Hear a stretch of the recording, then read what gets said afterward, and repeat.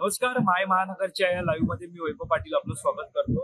आपण पाहतोय एकंदरीत आज पावसाळी अधिवेशनाचा अत्यंत महत्त्वाचा दिवस आहे, कारण उद्या या पावसाळी अधिवेशनाचा निश्चित कार्यकालानुसार अखेरचा दिवस असणार आहे आणि विधान परिषदेची निवडणूक सुद्धा होणार आहे आणि त्या निवडणुकांच्या पार्श्वभूमीवरती जर पाहायला गेलं तर आता सगळीकडे जर पाहिलं गेलं तर सर्व आमदारांना हे पक्षप्रमुखांनी हॉटेलमध्ये नजरकैदेमध्ये ठेवलेलं आहे। कारण विधान परिषदेची ही जी निवडणूक आहे ही निवडणूक अत्यंत महत्वाची निवडणूक आहे, कारण यामध्ये एकूण 12 उमेदवार विधान परिषदेच्या रिंगणात आहेत, मात्र जागा ज्या आहेत त्या 11 जागा आहेत। त्याच्यामुळे कोणत्या तरी एका उमेदवाराचा पराभव हा निश्चित आहे, मात्र तो उमेदवार कोण असणार, कोणत्या पक्षाचा असणार हे अद्यापही गणित जी आहे ती समोर येत नाही। मात्र सद्यस्थितीत जर आपण पाहिलं तर मतदान ज्या प्रकारे असणार आहे ते गुप्त मतदान असणार आहे। त्याच्यामुळे कुठेतरी आपण पाहतोय की कोणत्याही प्रकारची मतदानावेळी चूक होऊ नये याची सुद्धा दक्षता ही पक्षप्रमुखांकडून घेतली जाते।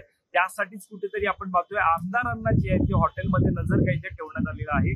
सद्यस्थितीत आपण पाहतोय की आता पावसाळी अधिवेशनाचा हा अखेर पूर्वीचा हा दिवस आहे। आज अंतिम आठवडा प्रस्तावावरती सुद्धा चर्चा असणार आहे। मात्र सद्यस्थितीत जर पाहायला गेलं तर आजच्या दिवसाची जर अंतिम आपण जर पाहिली तर या ठिकाणी आमदार सुद्धा आता थोड्या बहुत यायला सुरुवात झाली आहे। थोड्याच वेळात या ठिकाणी विरोधकांचं आंदोलन सुद्धा असणार आहे। मात्र ज्या प्रकारे आपण आजच्या दिवसाचं कामकाज जर पाहिलं तर आजच्या दिवसाच्या कामकाजामध्ये विदर्भासहित मुंबईतील अनेक प्रश्नांवरती चर्चा सुद्धा असणार आहे। ज्या पुरवण्या मागण्या ज्या झाल्या होत्या त्या सुद्धा त्यांचा जो प्रस्ताव होता तो सुद्धा मान्य करण्यात आलाय। मात्र या पुरवण्या मागण्यांवरून विरोधक जे ते आक्रमक झालेले आहेत। विरोधक कालच्या दिवसापासून आज सुद्धा दोन्ही सभागृहामध्ये खडाजंगी ही सत्ताधारी आणि विरोधकांमध्ये या पुरवण्या मागण्या असतील, अनेक विषय असतील याच्यामधून होताना पाहायला मिळत आहे। आपण जर आता जर सद्यस्थितीत जर पाहिलं तर आजच्या या दिवसाच्या कामकाजामध्ये जरी मुंबईचे प्रश्न असतील, मुंबईतल्या पाण्याचा प्रश्न असेल किंवा विदर्भातले अनेक प्रश्न असतील, याशिवाय पुण्यातील कल्याणी नगरचा जो परिसर आहे त्याच्यामध्ये जो अपघात झाला होता त्याचा प्रश्न असेल,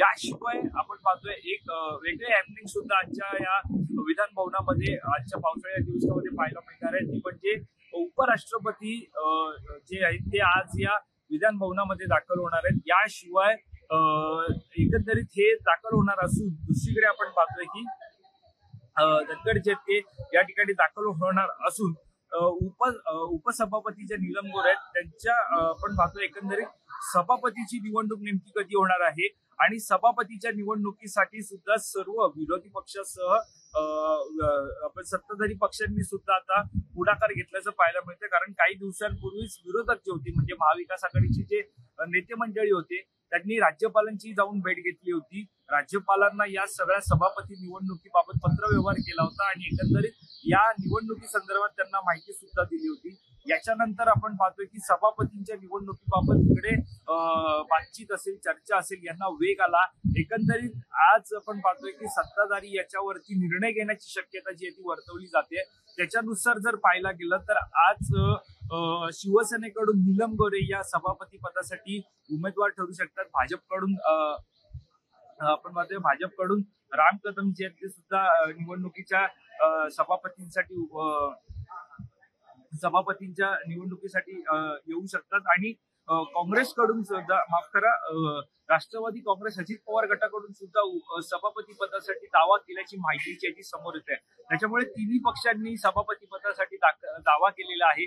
नेमका कोणत्या पक्षाचा सभापती होणार हे सुद्धा पाहणं महत्वाचं ठरणार आहे। एकंदरीत विधान परिषदेची निवडणूक, दुसरीकडे सभापतीची लढाई, सभापतीची निवडणूक या सगळ्यामुळे हे जे पावसाळी अधिवेशन आहे हे शेवटच्या टप्प्यामध्ये अत्यंत महत्वाचं झालेलं आहे। राजकीय रंग जे आहेत ते या सगळ्याला आलेला आपल्याला पाहायला मिळते। त्यामुळे विधान परिषदेची निवडणूक ही उद्या होणार असली तरी सर्व आमदारांना पक्षांकडून एकंदरीत आपण पाहतोय की हॉटेलमध्ये नजरकैद ठेवलं जातंय। काल रात्री जर पाहिलं, मध्यरात्री पाहिलं तर डिनर डिप्लोमसी असेल, त्याच्यानंतर आपण पाहतोय की आमदारांच्या भेटीगाठी असतील, पक्षप्रमुख असतील ते मग आमदारांना भेटणार। अशा सगळ्या बैठका ज्या आहेत त्या सगळ्या मीटिंग ज्या होत्या त्या रात्री होत होत्या। कारण आपण पाहतो शिवसेनेचे आमदार ज्या हॉटेलमध्ये थांबले होते त्या हॉटेलमध्ये जाऊन मुख्यमंत्री एकनाथ शिंदे यांनी भेट दिली। शिवसेना उद्धव बाळासाहेब ठाकरे पक्षाचे आमदार ज्या हॉटेलमध्ये थांबले होते त्या हॉटेलमध्ये जाऊन रात्रीच्या सुमारास उद्धव ठाकरे यांनी सुद्धा जाऊन भेट दिली। अजित पवारांनी सुद्धा आमदारांची भेट घेतलेली। त्यामुळे सगळ्या प्रकारे आपण पाहतोय की जे आमदार आहेत ते आता नजरकैदेत असल्याचं पाहायला मिळत आहे। दरम्यान आजच्या कामकाजावरती आपलं सगळं लक्ष असणारच आहे. या संदर्भातील अधिक माहिती जाणून घेण्यासाठी तुम्ही मायमानव.com लॉग इन करा.